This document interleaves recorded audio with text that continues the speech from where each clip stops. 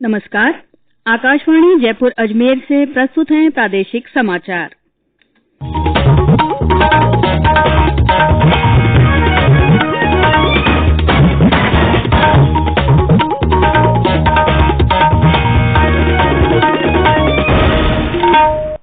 मुख्य समाचार।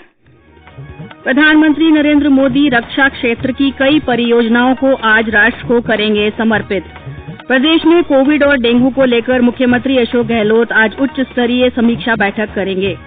गुरु नानक जयंती और कार्तिक पूर्णिमा पर आज प्रदेश भर में हो रहे हैं कई धार्मिक आयोजन और हिमालय क्षेत्र में बर्फबारी ने प्रदेश में बढ़ाया सर्दी का असर। कई जिलों में मावठ से दिन का तापमान गिरा।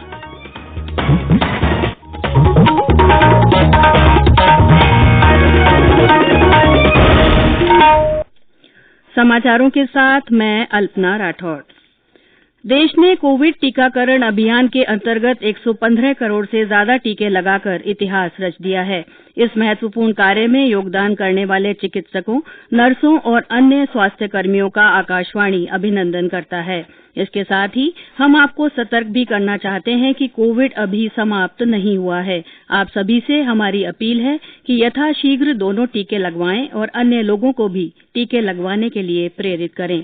त्योहारों के समय कृपया इन 3 आसान उपायों का पालन अवश्य करें। मास्क लगाएं, 2 गज की सुरक्षित दूरी बनाए रखें, हाथ और चेहरा साफ रखें। और अब समाचार विस्तार से। केंद्र सरकार ने पिछले साल लाए गए 3 कृषि कानूनों को वापस लेने का फैसला लिया है। प्रधानमंत्री नरेंद्र मोदी ने आज राष्ट्र के नाम अपने संबोधन में इसकी घोषणा की। श्री मोदी ने कहा कि संसद के आगामी सत्र में इसको वापस लिया जाएगा। प्रधानमंत्री ने कहा कि उनकी सरकार सेवा और समर्पण के साथ लोगों का जीवन बेहतर बनाने में जुटी है। उन्होंने कहा कि किसान कल्याण के लिए लगातार काम किया जा रहा है। प्रधानमंत्री ने कहा कि छोटे किसानों की चुनौतियों को दूर करने के लिए बीज, बाजार, बीमा और बचत पर चौतरफा काम किया गया है। प्रधानमंत्री नरेंद्र मोदी आज झांसी में राष्ट्र रक्षा समर्पण पर्व में रक्षा क्षेत्र की कई परियोजनाओं का शुभारंभ करेंगे और राष्ट्र को समर्पित करेंगे। झांसी की रानी लक्ष्मीबाई की जयंती के अवसर पर प्रधानमंत्री 4 अरब रुपए की उत्तर प्रदेश रक्षा औद्योगिक गलियारा परियोजना का भी शिलान्यास करेंगे।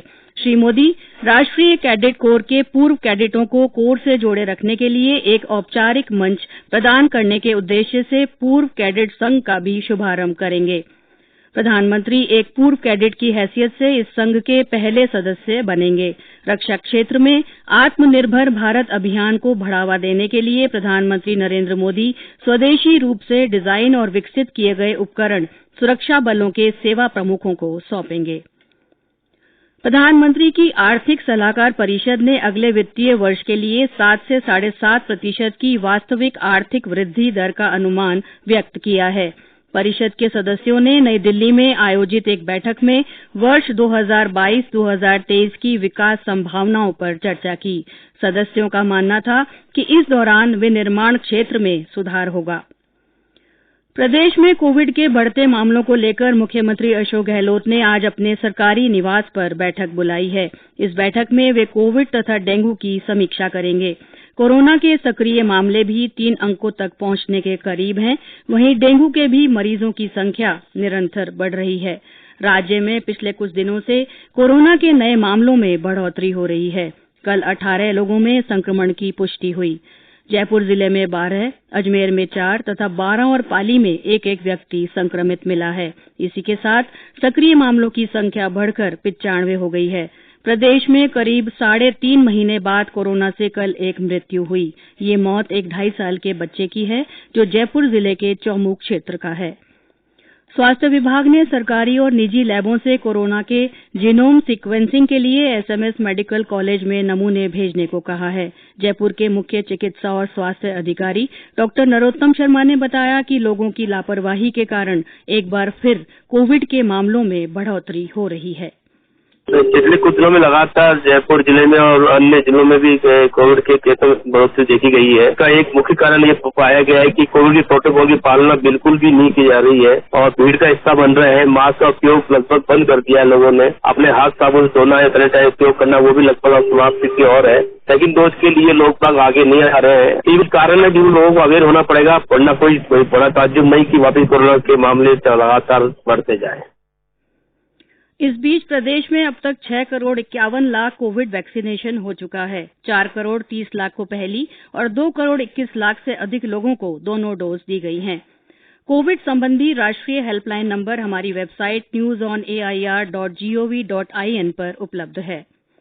राज्य सरकार ने कोविड संक्रमण की रोकथाम के लिए 5-फोल्ड स्ट्रेटेजी की पालना के निर्देश दिए हैं। चिकित्सा विभाग के शासन सचिव वैभव गालरिया ने बताया कि बीते त्योहारी सीजन और वर्तमान में जारी शादी सीजन के दौरान कोरोना नियमों की अनदेखी की जा रही है। कोरोना का फैलाव अधिक न हो, इसके लिए टेस्ट, ट्रैक, ट्रीट, वैक्सीनेट और बिहेवियर को 5-फोल्ड स्ट्रेटेजी में शामिल किया गया है। इसके अलावा संक्रमित मरीज के क्षेत्र में सघन एक्टिव और पैसिव सर्वेलांस की जाएगी।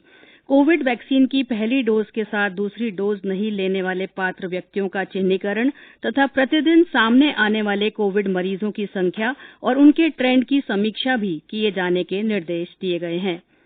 ये समाचार आकाशवाणी जयपुर अजमेर से प्रसारित किए जा रहे हैं। प्रादेशिक समाचार बुलेटिन आप हमारे ट्विटर हैंडल @AIRnews_जयपुर, फेसबुक पर AIR न्यूज राजस्थान और यूट्यूब पर राजस्थान AIR न्यूज पर भी सुन सकते हैं।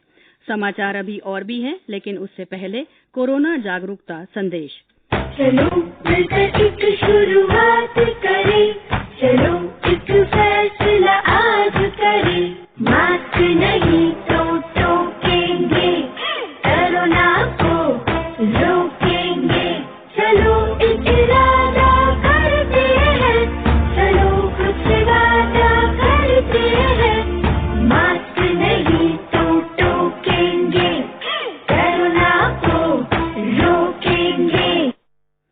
समाचारों में आपका फिर से स्वागत है। आज सिखों के पहले गुरु नानक देव जी का 552वां प्रकाश पर्व है। इस अवसर पर प्रदेश भर में विभिन्न कार्यक्रमों का आयोजन किया जा रहा है। गुरुद्वारों को आकर्षक रोशनी से सजाया गया है और शबद कीर्तन के साथ अखंड पाठ किए जा रहे हैं। गुरुद्वारों में लंगर प्रसादी के लिए बड़ी संख्या में श्रद्धालु पहुंच रहे हैं। शहरों के साथ ही कस्बों में आज प्रभात फेरी निकाली गई। राष्ट्रपति रामनाथ कोविंद, उपराष्ट्रपति एम वेंकैया नायडू, प्रधानमंत्री नरेंद्र मोदी, राज्यपाल कलराज मिश्र, मुख्यमंत्री अशोक गहलोत सहित विधानसभा अध्यक्ष डॉ सीपी जोशी ने लोगों को गुरु नानक जयंती की शुभकामनाएं दी हैं। कार्तिक पूर्णिमा पर आज प्रदेश भर के मंदिरों में धार्मिक अनुष्ठान किए जा रहे हैं। पवित्र सरोवरों में श्रद्धालु सुबह से ही स्नान दान कर पुण्य कमा रहे हैं। बीकानेर के कोलायत स्थित कपिल धाम पर कार्तिक पूर्णिमा के मेले में बड़ी संख्या में लोग पहुंच रहे हैं। इधर पुष्कर सरोवर में भी आस्था की डुबकी लगाने को लेकर तड़के से ही बड़ी संख्या में श्रद्धालुओं का पहुंचना जारी है। बेणेश्वर धाम सहित अन्य सरोवरों में भी लोग कार्तिक पूर्णिमा का धार्मिक स्नान कर रहे हैं। पूर्व प्रधानमंत्री इंदिरा गांधी की जयंती पर आज उन्हें श्रद्धा के साथ याद किया जा रहा है। प्रदेश कांग्रेस की ओर से कार्यक्रम आयोजित कर श्रीमती गांधी को श्रद्धांजलि अर्पित की जाएगी। जयपुर के जवाहर कला केंद्र में इंदिरा गांधी की जीवनी पर प्रदर्शनी आयोजित की गई है।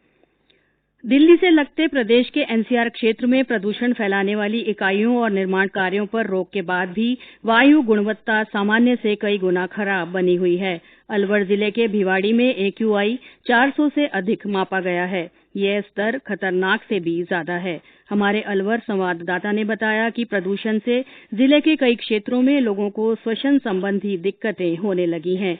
जिला प्रशासन ने भिवाड़ी में गाड़ियों की आवाजाही कम करने के उद्देश्य से पूर्ण सवारी क्षमता के साथ ही गाड़ी चलाने के निर्देश दिए हैं। इधर बूंदी में जिला प्रशासन ने धान के अवशेषों और पराली जलाने पर रोक को और कड़ा कर दिया है। निर्देशों का उल्लंघन करने वालों के खिलाफ कार्रवाई के निर्देश दिए गए हैं। और अब मौसम। हिमालय क्षेत्र में बर्फबारी और ठंडी हवाओं के कारण प्रदेश में सर्दी का असर बना हुआ है। दिन के तापमान में गिरावट दर्ज की गई है। समूचे शेखावटी क्षेत्र में पड़ रही तेज ठंड के कारण लोगों की दिक्कतें बढ़ने लगी हैं। हालांकि बीती रात पारे में कुछ बढ़ोतरी दर्ज की गई। सीकर जिले के फतेहपुर शेखावटी में न्यूनतम तापमान 4.2 डिग्री सेल्सियस रहा। कोटा संभाग के जिलों में कुछ स्थानों पर हल्की से मध्यम बारिश के समाचार हैं। मौसम विभाग के निदेशक राधेश्याम शर्मा ने बताया कि कुछ स्थानों पर बूंदाबांदी का दौर जारी रहने की संभावना है। विभाग के अनुसार आज चित्तौड़गढ़, भीलवाड़ा, बूंदी, कोटा, बारां, झालावाड़ जिलों और आसपास के क्षेत्रों में कहीं कहीं हल्की बारिश की संभावना है। और अंत में मुख्य समाचार एक बार फिर। केंद्र सरकार ने पिछले साल लाए गए 3 कृषि कानूनों को वापस लेने का फैसला किया है। प्रधानमंत्री ने आज राष्ट्र के नाम संबोधन में ये घोषणा की। प्रधानमंत्री नरेंद्र मोदी रक्षा क्षेत्र की कई परियोजनाओं को आज राष्ट्र को समर्पित करेंगे। प्रदेश में कोविड और डेंगू को लेकर मुख्यमंत्री अशोक गहलोत आज उच्च स्तरीय समीक्षा बैठक करेंगे। गुरु नानक जयंती और कार्तिक पूर्णिमा पर आज प्रदेश भर में कई धार्मिक आयोजन हो रहे हैं और हिमालय क्षेत्र में बर्फबारी ने प्रदेश में सर्दी का असर बढ़ा दिया है। कई जिलों में मावठ से दिन का तापमान गिर गया है। इसी के साथ प्रादेशिक समाचार बुलेटिन समाप्त हुआ। हमारा अगला बुलेटिन हिंदी में दोपहर 12:30 बजे प्रसारित होगा। नमस्कार।